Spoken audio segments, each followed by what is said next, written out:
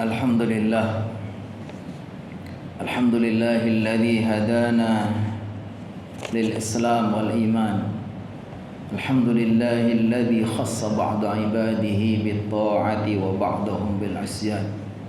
أشهد أن لا إله إلا الله وحده لا شريك له شهادة نحصل بها على الرحمة والغفران.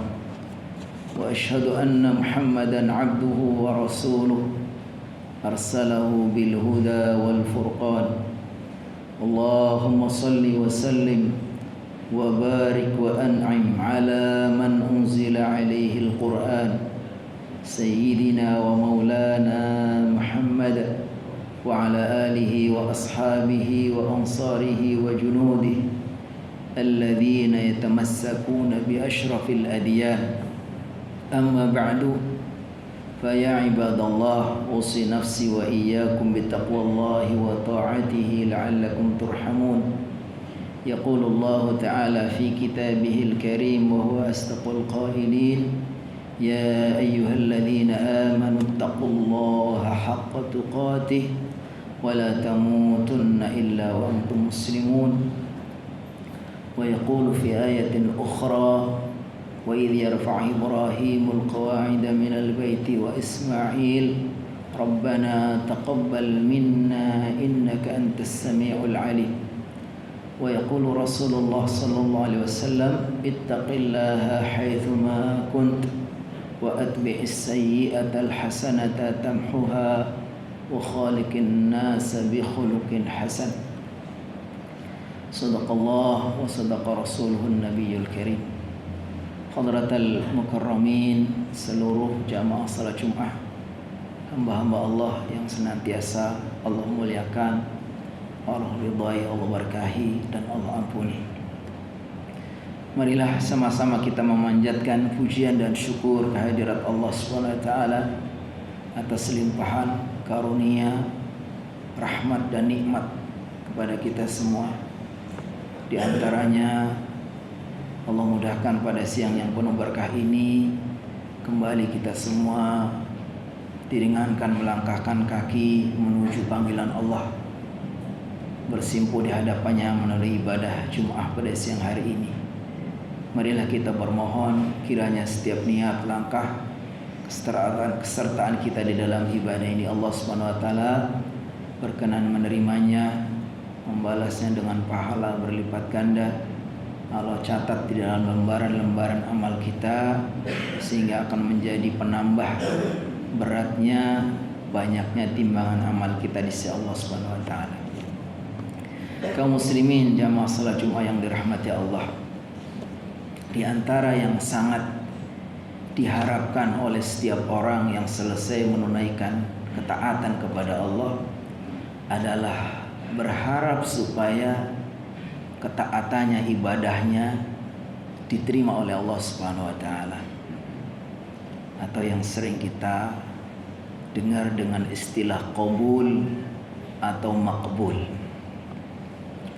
Sehingga seorang hamba selesai menunaikan ketaatan, dia berserah diri kepada Allah disertai permohonan maaf atas segala kekurangan, kekhilafan, ketidakmaksimalan, lalu dia berdoa, ya Allah, terimalah dari kami.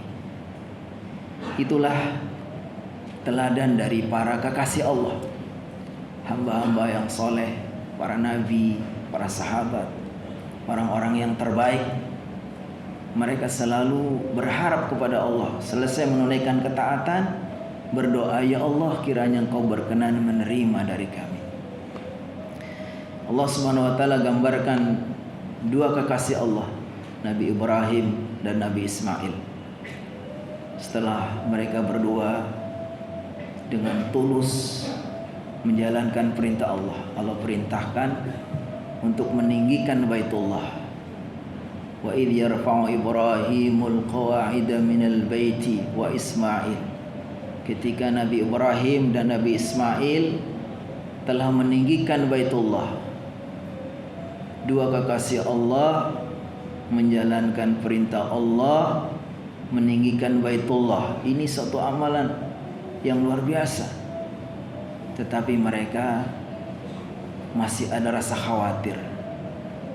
Mereka ingin sekali supaya apa yang mereka persembahkan diterima. Lalu mereka mengatakan, Rabbana taqabbal minna innaka antas sami'ul alim. Ya Allah, ya Rabb kami, terimalah dari kami. Sesungguhnya Engkau Maha mendengar, Maha melihat. Mendengar apa yang kita lakukan, melihat apa yang kita lakukan. Begitulah orang-orang soleh ketika sudah beramal, mereka ternyata bukan sekedar yang penting sudah beramal, yang penting sudah berusaha supaya melakukan, tertunaikan.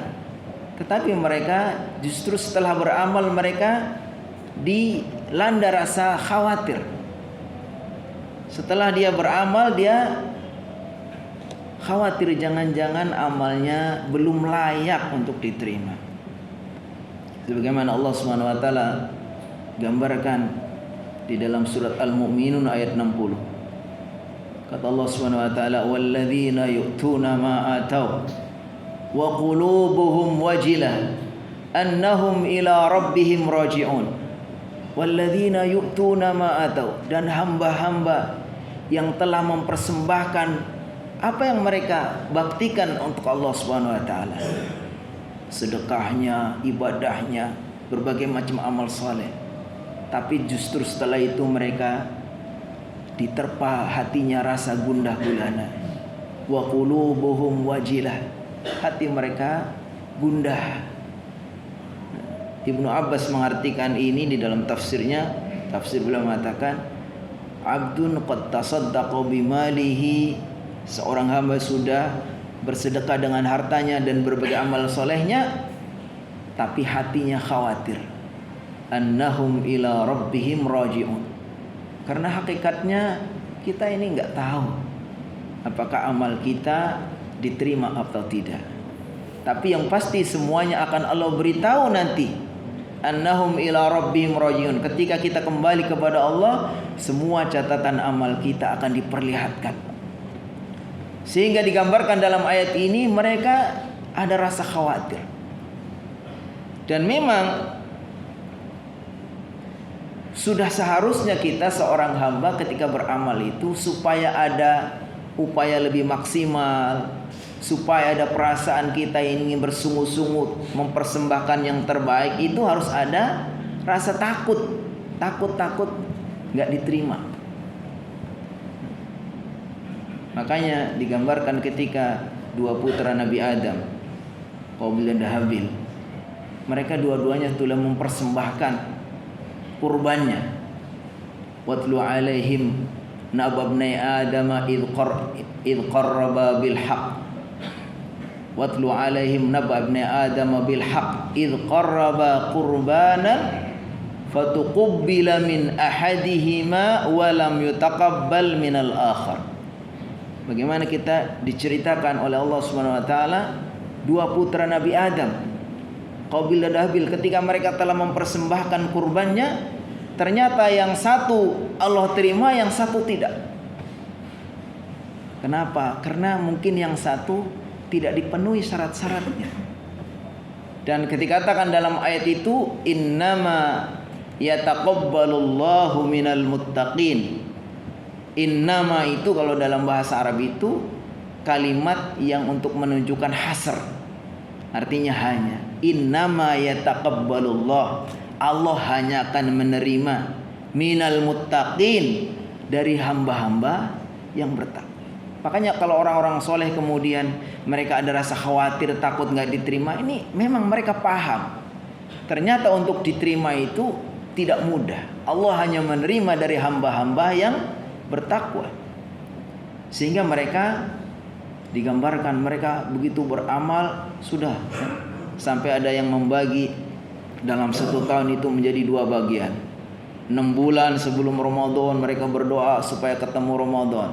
5 bulan sesudah Ramadan mereka berdoa, Allahumma taqabbal minna innaka antas samiul alim. Itu karena begitu paham, ternyata untuk dapat diterima sebuah amal itu tidak mudah. Dan tidak semua yang benar otomatis diterima. Karena benar itu dalam ukuran keilmuan. Jadi kalau di dalam beribadah itu sah, itu karena ibadah itu dipenuhi syarat dan rukunnya.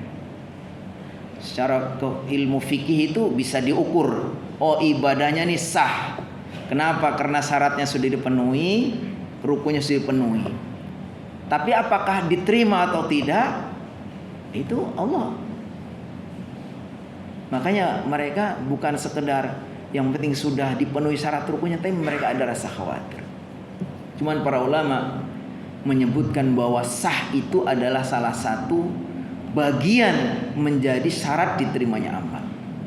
Karena sah itu adalah syarat, syarat diterimanya sebuah amal. Para ulama menyebutkan syarat diterimanya amal itu ada dua. Yang pertama harus ikhlas niatnya, yaitu kaitannya dengan ketakwaannya. Yang kedua harus ittiba atau sesuai dengan syariat, sesuai dengan aturan atau ajaran Allah Subhanahu wa taala. Tapi para ulama untuk sampai kepada qabul itu tidak hanya mencukupkan dengan syarat, mereka menambahkan lagi dengan rukun. Jadi mereka menyebutkan syaratnya ada dua, yaitu pertama harus ikhlas, kemudian yang kedua harus ittiba, kemudian ditambah dengan rukunnya 3. Orang menyebutkan apa itu rukun supaya ibadah kita diterima. Yang rukun pertama adalah harus ada mahabbah, ada rasa cinta kepada Allah. Jadi kita melakukan ketaatan itu bukan semata-mata karena kita takut kalau Allah murka, takut kalau nanti berdosa, kalau kita nggak sholat nanti kita dosa, kalau kita nggak puasa kita dosa. Bukan sekedar itu, tapi harus berangkat dari rasa karena cinta kepada Allah Subhanahu wa taala, sehingga ibadah itu merasa nikmat, merasa indah. Kalau hanya sekedar karena takut atau berharap pahala, itu orang menyebutnya ibadahnya kering. Atau kita beribadah semata-mata karena mengharapkan pahala, mengharapkan surga. Jadi kalau kita hanya takut kepada neraka, takut kepada murka Allah, atau hanya berharap kepada surga, ini ibadahnya menjadi kering. Kalau ibadahnya, kalau orang hanya beribadah karena takut kepada siksa Allah, itu diibaratkan seperti kaibadatil abdi. Ini seperti ibadahnya seorang budak. Seorang budak itu melakukan apa saja itu karena dorongan, takut kepada majikannya, takut kepada tuannya gitu. Atau kalau kita beribadah hanya semata-mata karena mengharap pahala, mengharap surga, itu diibaratkan seperti kaibadatit tajir, seperti ibadahnya seorang pedagang. Ya, saya pengen dapat rezeki banyak, saya rajin sholat duha. Ini seperti pebisnis, kayak seorang pedagang. Makanya harusnya apa? Harus dilengkapi tiga-tiganya. Syarat yang pertama, rukun yang pertama harus ada mahabbah, ada rasa cinta. Yang kedua harus ada khauf, yaitu rasa takut. Takut ibadahnya nggak diterima, sehingga dia akan ada upaya lebih karena merasa kurang sempurna, kurang baik. Tapi juga jangan terlalu dominan rasa takutnya saja, harus disertai dengan roja, harapan. Sampai Imam Ghazali menggambarkan begitu indahnya. Cinta itu ibaratnya kepalanya, khauf dan roja itu adalah dua sayapnya. Seekor burung itu akan bisa terbang manakala tiga-tiganya, kepalanya masih utuh, sayap kanan kirinya ada, sehingga dia bisa seimbang. Begitulah kita di dalam beribadah. Kalau kita ibadah hanya semata-mata cinta saja, nggak peduli ada khauf dan roja, ini seperti yang dinisbatkan kepada seorang wali wanita namanya Rabi'ah al-Adawiyah. Apakah benar atau tidak? Beliau mengatakan bahwa kalau saya beribadah karena semata-mata takut kepada neraka Allah, siksalah aku di dalam neraka. Kalau saya beribadah semata-mata karena mengharap surga Allah, maka jangan kasih aku surga. Tapi aku beribadah semata-mata karena cinta. Ini dikatakan begitu. Tapi ternyata dalam syariat, kita baca ayat-ayat, baca hadis, itu memang hadis tentang inzar, memberikan peringatan. Kalau orang ini jahat begini-begini, ayat-ayat tentang basyirah, memberikan kabar gembira itu makanya yang benar itu seimbang. Ada rasa cinta, ada rasa khauf, rasa takut dan rasa roja. Ada satu kata-kata ulama yang terkenal ya, di kalangan para ulama disebutkan, man abadallah hubban lillahi wahdah. Siapa yang beribadah kepada Allah semata-mata karena cinta kepadanya, mereka dikatakan wa huwa zindiq, dia orang zindik. Zindik itu orang yang berlebihan, orang yang mabuk cinta berlebihan, nggak peduli, ada rasa takut, nggak mengharap ridho Allah, rahmat Allah, nggak mengharap dan nggak takut kepada siksa Allah, tapi semata-mata karena cinta. Atau sebaliknya orang yang hanya khauf saja, man abadallaha khaufan minhu wahda fahuwa haruri. Orang yang beribadah karena semata-mata karena takut kepada Allah disebut dengan orang haruri, mengabaikan rahmat Allah, mengabaikan kasih sayang Allah. Seorang itu semua itu takut saja. Tapi kalau kita ibadah karena semata-mata berharap Allah kan Maha Penyayang, Allah kan Maha, insya Allah semua diampuni semua. Kalau seperti itu juga disebutkan orang murji'ah. Man abadallaha raja'an wahdah. Siapa yang beribadah kepada Allah semata-mata karena optimis, raja, husnuzan kepada Allah, mengabaikan rasa takut dan cinta, maka disebut orang murji'ah. Orang murji'ah. Jadi hanya optimis saja, Allah kan Maha Pengampun, saya gini-gini juga udah. Nah, marilah kita berupaya bagaimana setiap ketaatan kita yang Allah Subhanahu wa taala berikan kita kesempatan untuk melakukannya, kita upayakan untuk bisa dipenuhi syarat-syaratnya dan rukunnya. Setelah kita selalu banyak berdoa, Rabbana taqabbal minna innaka antas samiul alim. Ya Allah, terimalah dari kami, sungguhnya Engkau Maha mendengar lagi Maha melihat. Barakallahu li wa lakum fil Qur'anil azim wa nafa'ani wa iyyakum bima fihi minal ayati wa dzikril hakim wa taqabbala minni wa minkum tilawatah innahu was-sami'ul alim.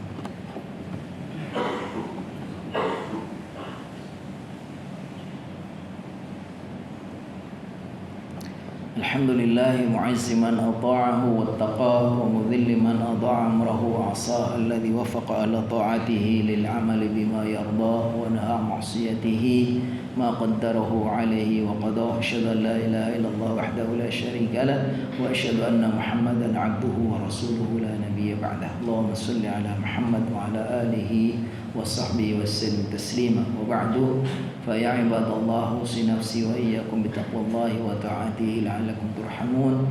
Yaqulu Allah ta'ala fi kitabihil karim, innallaha wa malaikatahu yusalluna 'alan nabi ya ayyuhalladzina amanu sallu 'alaihi wa sallimu taslima.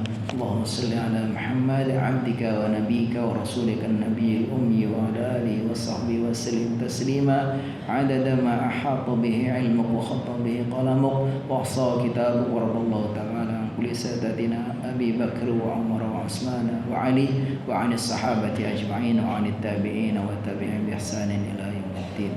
Allahumma ighfir lil mu'minin wal mu'minat wal muslimin wal muslimat wal ahya'i minhum wal amwat. Allahumma a'izzal Islam wal muslimin wa ahlikil kafarata wal musyrikin. Allahumma dammir a'da'aka a'da'ad-din. Allahumma ijma' kalimatal muslimin 'alal haqqi ya rabbil alamin. Allahumma nas'aluka ridhaka wal jannah wa na'udzu bika min sakhatika wan nar. Allahumma inna nas'aluka minal khairi kullih 'ajilihi wa ajilihi ma 'allimna minhu wa ma lam na'lam wa na'udzu bika minasy syarri kullih 'ajilihi wa ajilihi ma 'allimna minhu wa ma lam na'lam. Rabbana atina fid dunya hasanah wa fil akhirati hasanah wa qina adzabannar. Ibadallah, innallaha ya'muru bil 'adli wal ihsan wa ita'i dzil qurba wa yanha 'anil fakhsha'i wal munkari wal baghi ya'idukum la'allakum tadhakkarun wa la dzikrullahi akbar.